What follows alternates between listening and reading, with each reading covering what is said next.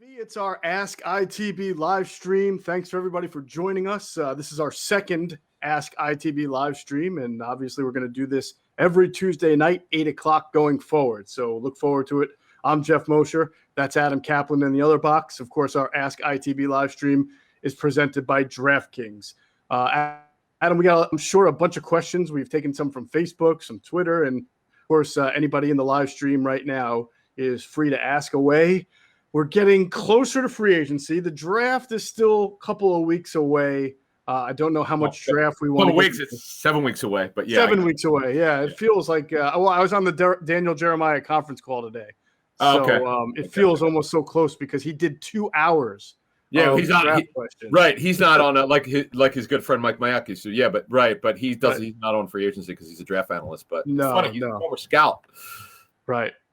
So why don't we, while we wait for some questions to line up from our live streamers, why don't we go with the questions that we've gotten from Facebook and Twitter? And you can read some. So go ahead. All right. So hang on a second. I'm just putting the lives. Oh man, why is this not working? Hang on a second. I have some as well if you want me to go with the first one. Yeah, go ahead and start. Yeah, because I'm trying to trying to get this live. I'm trying to put this link in here, live stream link for people, and it's just not working. I don't know what the hell the problem is. And never mind. They'll figure it out. We'll get that straightened out. Yeah. All right, the first question we're going to answer was asked by Sean Fitzpatrick on Twitter. He has a very long Twitter handle with a lot of numbers, so I'm just going to call him Sean Fitzpatrick. And he says, where exactly does Andre Dillard fit in with the 2021 Eagles? What are their plans for him moving forward?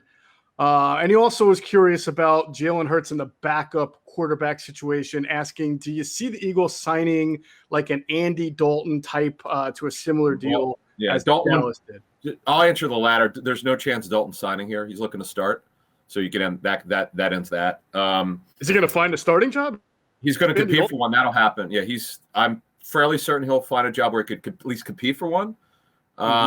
Eagles have had interest, as I understand it, in the past with him, but it's barring something highly unforeseen. Plus, we'll talk more about this for Thursday's show, but with my friend Chris Mortensen scoop, on what the owner is dictating that there's no competition at quarterback.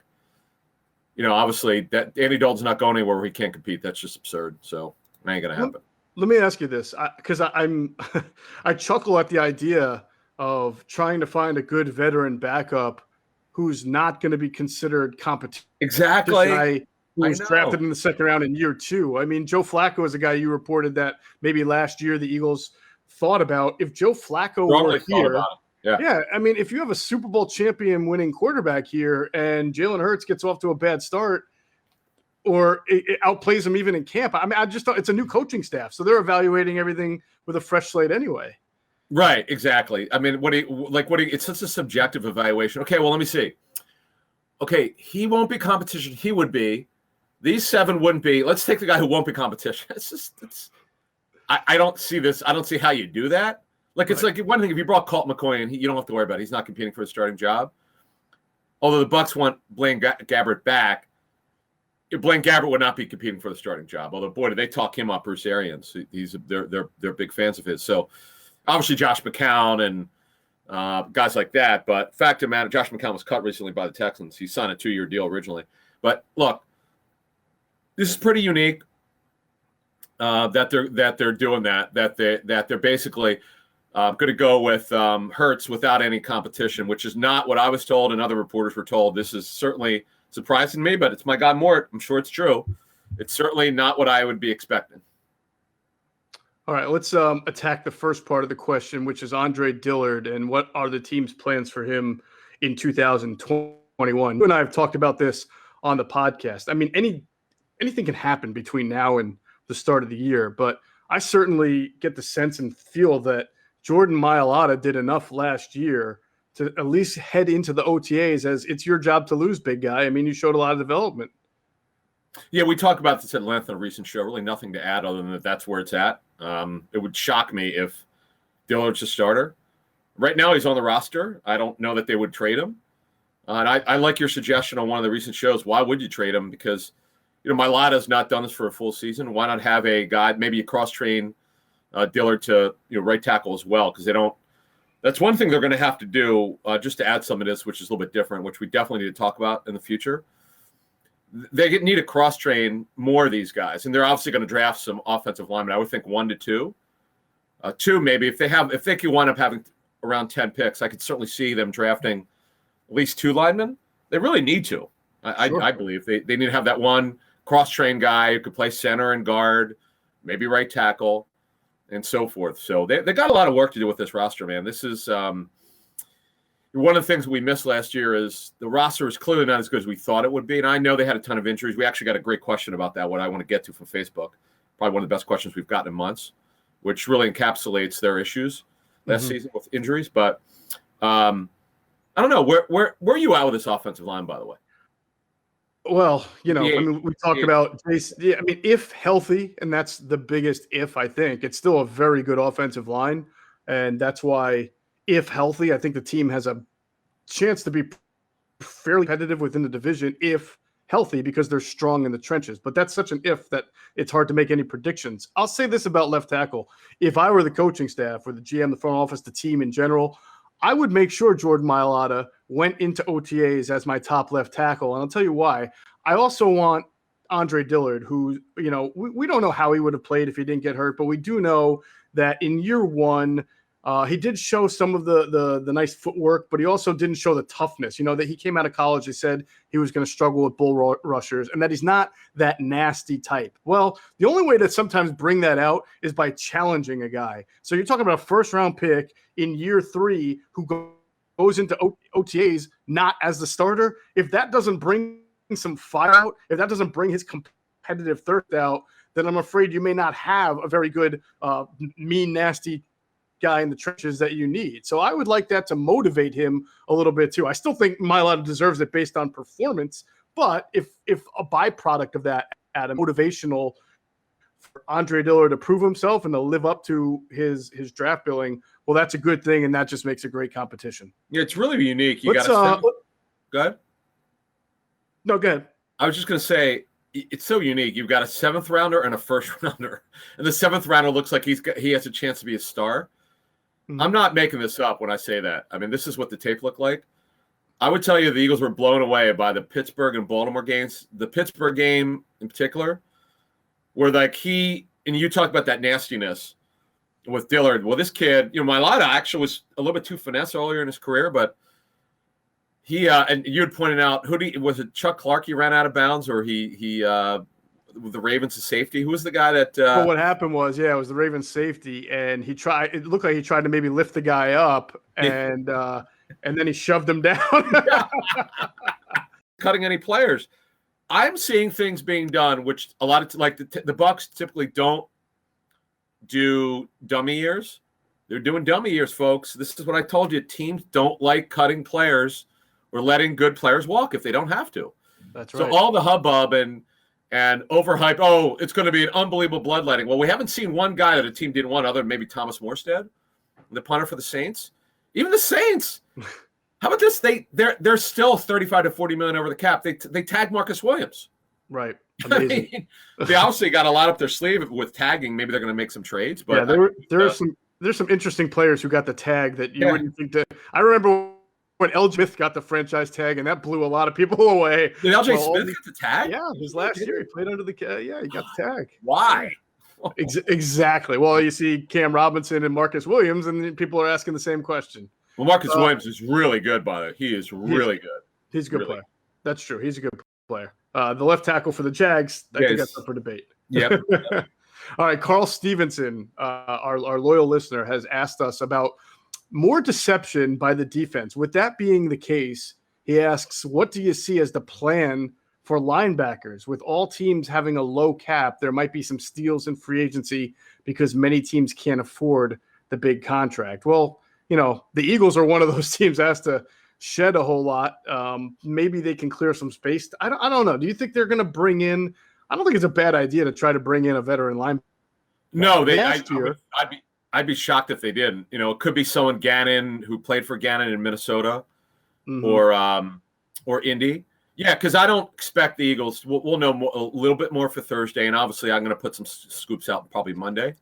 I've got a small idea of kind of where they're headed, but I haven't got anything confirmed yet. Okay. But I expect them to be in the middle level free agent players to bring in. Guys are not going to cost them a whole lot of money because once they get to the number 180, again, we don't even know what the numbers is. We know it won't be less than 180, right? But we don't know now if it's going to be 185, 87, 83. We don't know yet.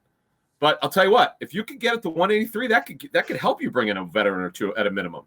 I would think so. They did last year. They brought Jatavis Brown in. They thought he would compete, probably start. Then he got no, he didn't opt out. He just retired, if I'm not mistaken. So suddenly, part of the backfires of last year, some of it uncontrollable.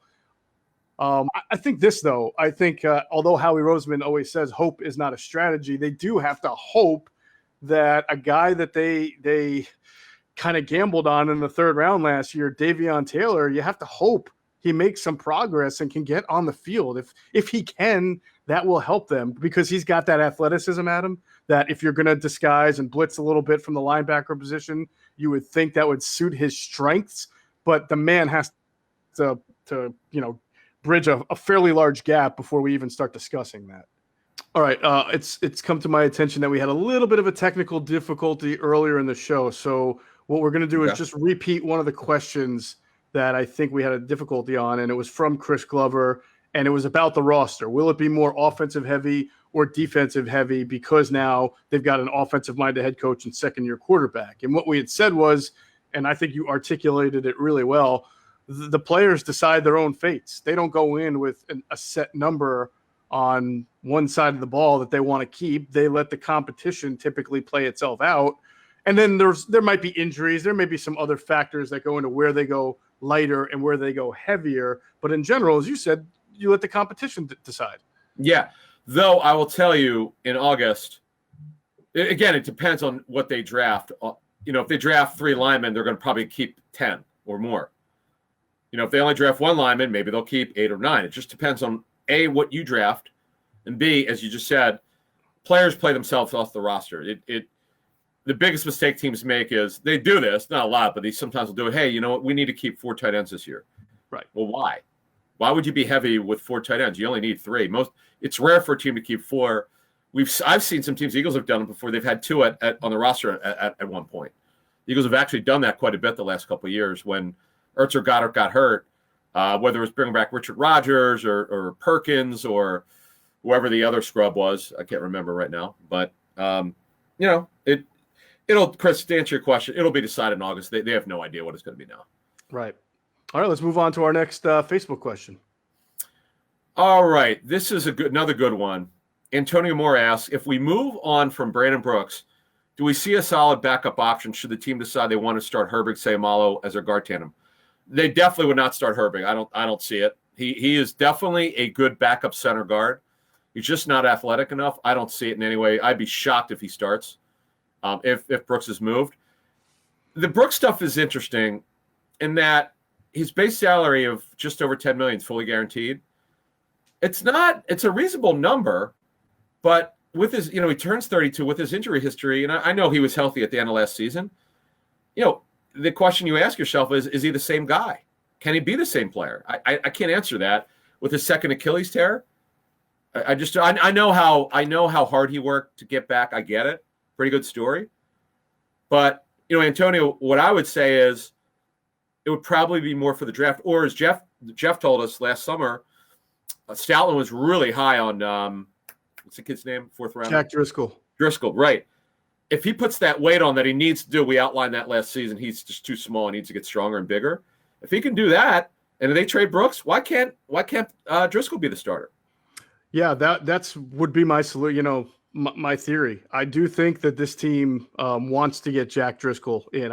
He played fairly decently for a rookie 4th round pick who had to start the season opener at right tackle. Whenever he got in there were a couple of times he had to leave with injuries, but as bad as the offensive line was at times, when we would go back and watch the tape or have our personnel sources watch the tape, there was very few times where it was Jack Driscoll causing he's a smart kid. I mean, every once in a while he's going to get beat, but he's a rookie. I don't know. You don't know. Nobody knows what he looks like right now. The whole goal for him was, if he was going to move inside, was to get bigger and stronger, right? That's why he was a right tackle. If you want to play inside, you're going to have all that body bang. So if he's doing that, if he's done that, it wouldn't surprise me to see if he gets a lot of reps on the interior offensive line starting in mini camps, Adam. If there are mini camps, which I can't imagine. Right, yeah, and that actually that would play into the next question here. From Chris Maring, this is a good question. How much off-season of workouts for last year's draft class will help that class, and how important will it be to this year's class to mend with them? Unique situation. Okay, so a couple of things. You had reported on our last show, Jeff. Why don't you repeat it for our listeners about what you heard about? Is it Hurts is going to work out with the receivers soon? Yeah, the Hurts. I had reported that it was going to be Tuesday, but it apparently got pushed back a little bit to Thursday. So It's my understanding on Thursday in Frisco, Texas, which is about a half hour north of Dallas, right? Okay. There's a place called the Exos training gym. It's pretty popular.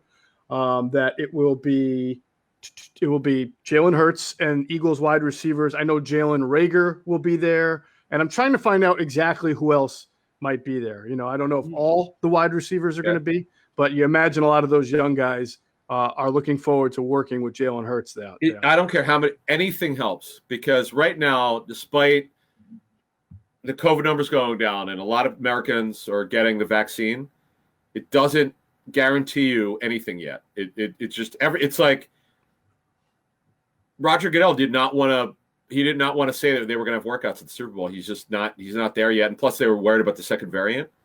Mm-hmm. So we have to see, but the COVID numbers are going down. Chris, it would be great if these, there's no question around the National Football League, particularly the Eagles, because they had so many young receivers, not getting that time with Wentz in last May and June, missing the rookie camp and post-draft mini camp in May, the May OTAs, the June OTAs, and the June the mandatory camp. Absolutely killer. Absolutely killer. To miss, as one coach told me, his rookies missed, guy from another team said that, his rookies missed over 500 reps. Easily, he said. Easily. Yeah. You can't make that up. No. It's going to be so vital for this team, maybe more than others because of how they're flipping the roster, and they really need these second-year guys, whether it's Jalen Hurts, whether it's Davion Taylor, Kavon Wallace. He's got to get those reps in because he stands to see more time in the defense with Rodney McLeod's uncertainty from the ACL and just their overall, they released Blake Countess. He's going to factor into the safety picture here, and we don't know what's going to happen with Jalen Mills as a free agent. So it's going to be a very, very big offseason for the Eagles. Real quick, Bleeding Green Daily is asking about the Jeffrey. The question is the Jeffrey Lurie rumor just deception floated out there? So we may have been having technical issues at the time we talked about Jeffrey. But as you said, as I know, Adam, it's not a rumor. It is true. He's more involved. You made the point that after the Chip Kelly fiasco, Jeffrey felt like he needed to have his hands on the organization a little bit better and a little more. But even in the last 2 or 3 years, you and I have both heard that there's been even more kind of assertion of decision making on his part. Whether it's the draft or the hiring or firing of position coaches. So no, this is not a deception rumor floated out there. And Chris Mortensen, who reported it, is not the type of guy to just throw out wild rumors. No. He I work with Mort. He's a mentor of mine. We worked together for 4.5 years. If he puts it, especially he gets some great Eagle stuff. When he puts Eagle stuff out, it's generally really fascinating. It's like really interesting. So he's got great Eagle sources. But I would tell you with it's really interesting. So I'm going to say Monday night, I talked to a very high-ranking NFL source with the team who's involved with decision-making, who was not aware of this story, and their team is picking back of the Eagles. He goes, well, this is good to know. He said he had not read Pro Football Talk. I guess that's where the league goes to read their stuff. He goes, I didn't read on PFT. Explain it to me. Yeah. And I told him, he goes, you know what? I'm going to make sure our guys in our building know this. This is actually really good to know. Great. So I know that not that this team's taking a quarterback, but that they're not taking a quarterback. That helps with trade downs. If a team wants to trade it for a quarterback, remember this team's picking back of the Eagles. Right. So it would be it would be cost effective for the team trading up to 8 or 9 or 10 or 11 or 12, wherever the hell this team's picking. I'd have to look it up. But the fact of the matter is, man, I'm a little bit shocked that got out. I mean, it's a great nugget by Mort. It's just that's not, if I'm the Eagles, I don't want that out there. I think Yeah, I think also people having a tough time making the distinction between an owner who has approval on things, who wants to know, which every owner has the right to do. They sign the checks. Of course, they want to know what's going on, and an owner who has more of his fingerprints on than normal. And I hear a lot of people say, well, he's the owner. He's got the right to, he should be involved. That's And true. we're not disagreeing with that, but there's certainly a line where owners tend to not want to cross. And when Chris Mortensen reports what Jeff wants is what Jeff gets, that's a pretty strong It's about as strong as it gets. statement Yeah. about what's going on. Yeah. I strongly believe that this is tied into how Wentz, when they drafted Hurts, obviously Carson did not react well to that. I would be willing to bet that had something to do with it. Because think about it. Once the deck's cleared, he doesn't want any competition. Because you remember, it wasn't just me saying it. This was actually reported first. I think Jake Glazer put it out first, who said that part of Carson's struggles mentally was that it was them drafting a quarterback in the second round. Because we all know, despite what the Eagles put out there, and I know what their intention was, but I know the reality is if you draft a player in the first or second round, he must start before the end of his rookie contract. That's just the way it is. Right. I know they want to stop spending a lot of money on backup quarterback. Okay, fine. And I know that they saw this kid Hurts. They love him. Like the owner did, Roseman, a couple other personal people with the Eagles were really high on this kid. Now, did we know they were going to draft him in the second round? More about that closer to the draft. We'll rediscuss that in draft season, but it's fascinating. I was not expecting that to come out this week. That was pretty interesting. Definitely. All right, so that's our take on the Lurie situation for the second time. Next question comes from Tom Wilkie. Hope I pronounced that correctly. And he asks, what kind of mental research goes into the players? Douglas and Stoutland, I'm guessing he means Joe Douglas and Jeff Stoutland, both met with Dillard and could not tell that he was soft, kind of a question mark. They did not meet with Dillard, right? They didn't meet with Dillard. I mean, they may have met him at the combine for a 30-minute. I think they had a phone call. They did not meet. I'm fairly certain. In fact, I agree. I think you're right. Yeah, they did not, and that's the fact. That's the criticism. Maybe they didn't know his personality because they didn't meet with him. Right. Yeah, something like that. I mean, they may have talked. I know that they talked on the phone. I don't know that they might have done they would not have done Zoom. It might have been Skype. But I'm fairly certain they didn't meet face to face. But anyway, what was the question? He was just wondering, about the vetting process, and will you answer the question? He says, don't they meet with these players and try to get a feel of whether or not they are soft? And unfortunately, when you're only FaceTiming and you don't fly out there, and by the way, that's an issue for this year too, because a lot of the meetings I've been told, like a lot of times at a pro day, Adam, you know this, certain teams are going to request some extra time before or after, want to take a guy out to dinner, want to hang out with him, do spend some extra time, especially for first round picks. And that's not happening this year because of COVID. It's still, you have people going, but they've limited, from what I understand, the number of people from a team. Yeah. 3 people. And you can't do some of that stuff. You just can't. So actually Zoom has replaced a lot of that. I've been hearing from guys who are Zooming. I think that you're allowed a certain number, like 5 Zooms, 1 hour each. Yep. That's exactly it. I was talking to a team that is going to interview one of the top quarterbacks, and they got everybody. They're going to take their 5. They got the area scout. They got the general manager. I heard the owner wants to get involved because they want to really see. That's fine. A team could do that. But when we get back to this one, it's fascinating. It's because not everyone can go out on the road anymore because they're limited to 3 people. So it's really a kind of an interesting workaround. As you said, they're going to have to do more Zoom sessions to get this stuff done. This is we got another great question here from Facebook. Okay.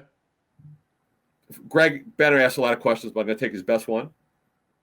Do you believe a major cause of all the injuries the Birds experienced last season were a result of many players not taking care of themselves properly during the pandemic? Were the players just not motivated to do what they needed to be done to be playing in playing shape? Greg, first of all, if you're a veteran who had a workout bonus, it's pretty funny. You actually had to film it.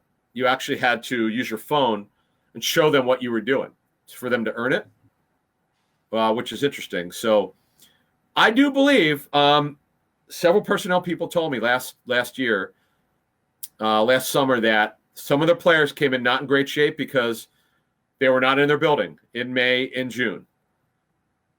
And now some were in March before the shutdown, but when but May, June, and 3/4 of July, that's when you're not being supervised. That's a problem. I don't think there's any question, Greg. It's a subjective analysis that there's no way to tell you the degree of issues, but I do think I can't say major cause. There's no way to know that. No. I do think there's some degree of issue. I just can't put my finger because no one can. It's 100% subjective. I'm going by what NFL people tell me they think it was a problem around the National Football League.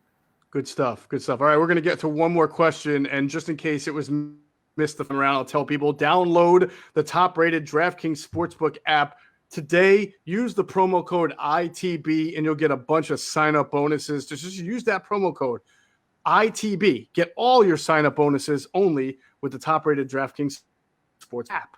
We will end it with this, Adam, from Jason Christoph, and he asks us each to rank our confidence level in Jalen Hurts as QB1. I will start with you. A 1 to 10? No, as QB1, like the starting quarterback. No, in terms of what's the confidence level, you mean? I don't know if he's limiting you to a number. Just tell me how you feel about it. I would give it. Well, I'm going to put a number on it because it'll help. It'll give you context. I'll give him a 7 out of 10. Okay. I was so impressed by that Cardinal game. Start off with I remember texting you. This is actually kind of funny. They start off with a safety. I go, oh boy, this is not going to be good. And we were laughing because they were down. What were they? They might have been down 17-0 or 20-0. I'm like, geez, this is awful. Then he brought him back. I was like, this is impressive. I don't care what you say. I don't care how bad the Cardinal defense was. The Cardinal defense is the Cardinal defense is totally feast or famine last season. You saw it. Russell Wilson torched them. Tyler Lockett torched them for over 200 yards. The Cardinal defense sometimes shows up. Sometimes it doesn't. Now they got J.J. Watt, but that was on the road. I understand, the home field and away didn't matter anymore last season, but nevertheless, that impressed me. The Saint game impressed me. The other two were not impressive, particularly the Washington game, but I mean, they were putting out like cripples out there on the offensive line. Yeah. So yeah. I'm kind of intrigued. 4 games is not enough. We don't know a lot about him. We know he's a good kid, son of a coach. I like that. But we just don't know enough, and we're going to learn. We're going to learn. You would have thought this town would have learned from Bobby Hoying, if you go back that far, or A.J. Feely, that, as you just said, you need more than just a small dose of football to really understand how a guy is going to be. I mean, Jalen did some really nice things, really impressed with his poise. I was impressed with his accuracy. I know the numbers maybe not reflect it, but he was in such a warped offense with a bad situation. I was impressed with his leadership. As you mentioned, down 16-0 in the first quarter against Arizona, put points on the board. Obviously, his athleticism. But, I mean, we're kidding ourselves if we think we know that this guy is going to be very good because the league has not had a chance to watch him on tape, adjust. I mean, how many times have we seen a player, especially at that position, play fairly well, and then just, in a small dose, then they go and be the starter, and it just doesn't work out. I mean, Bobby Hoying, it's so funny. Often. Yep. And I think I'm surprised by the kind of the anointing of Jalen Hurts already because like the same people who will tell you that Nick Foles did a great thing in the Super Bowl and the playoffs, but at the end of the day, he's not the guy. Carson Wentz was always guy, are now kind of like full steam ahead. Jalen Hurts, he's going to be the guy who's going to prove everybody wrong. Like, I get you're a fan. That's fine. You want to be optimistic, but it doesn't mean that someone who's not confident is being pessimistic or Negadelphian. The bottom line is it's just way too early to know. There were some good things. There were some not so good things. No idea. I'm not a quarterback. Best story from one of the best stories that Joe Banner told me, because I asked him, I said, what happened with Bobby Hoying? It's real simple. It's what's out there, but I'll give you a little bit more. Hoying flashed whatever year that was, and the epitome of it was the game against Boomer Esiason. It was unbelievable. I was at that game at the Vet. Back and forth. It was in the high 30s maybe. It was just a crazy game. Boomer was near the end of his career. He got it together in that game, and Hoying was incredible. And Hoying and his agent turned down an extension. And that was it. I think either they took the offer off the table or whatever. But I remember Joe saying, laughing, he goes, "I'm so glad they turned that down because they would have been stuck with it." Right. And they kind of learned, like you just said. Look, if you're a fan of Hurts, great. If you have blind faith and don't want to, I noticed. I happened to check out the our YouTube, comments, and they're man, people are not in the middle of with Hurts. They're either love him, you can't criticize him, you can't say that 4's not enough, or they're like, what are you talking about? 4 games is nothing. We need a season. It's just kind of, there's no in the middle with him. It's kind of fascinating to see, and then there's a chain of arguments. It's kind of funny. Yeah. Kind of funny, but it's all good. Yeah, the bottom line is we just need to see a whole lot more, and there's a whole new coaching staff, and we don't know how good or bad they are. So there's just so much. That's another point. Thank you. Great point. Because we have no idea. This Sirianni's never called a play before. Right. Steichen did a phenomenal job managing Justin Herbert. Yeah. Now he's not the play caller, and who's and then they got the coach in the NFL. Yeah. I'm sorry. The quarterback's coach has never coached in the NFL. Johnson, who came from U of F, who I remember from Utah as a quarterback. Yeah. Yeah, we just don't know the staff. We don't know, other than Stalin, who's a stud at O-line coach. We just don't know a lot about these guys. So we'll see. I don't want to liken it to Chip's staff because that was mostly college staff. Not all, but mostly. I kind of like the unknown. The unknown with Chip was incredible because it was fireworks against Washington in the first game in 2013. This one is just we just don't know. I mean, and plus Wentz is not here anymore, and a guy who they didn't draft to ever be the starter is now the starter. It's just kind of fascinating.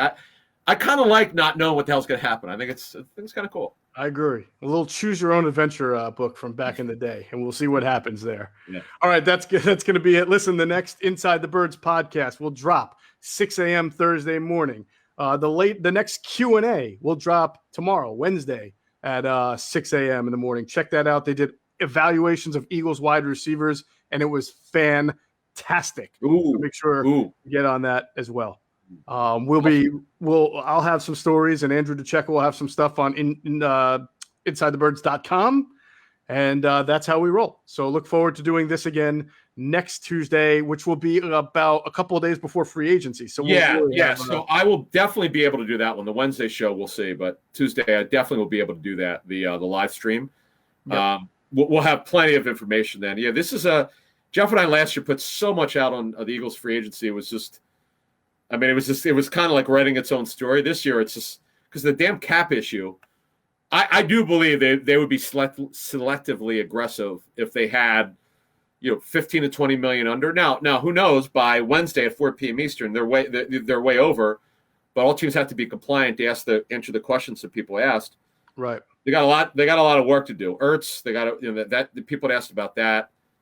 I feel the same way I felt about Carson Wentz. It's just not going to happen. Whether it's in the next couple of days he gets traded or released or 2 months, folks, I don't see any way he returns. It's just it just is what it is.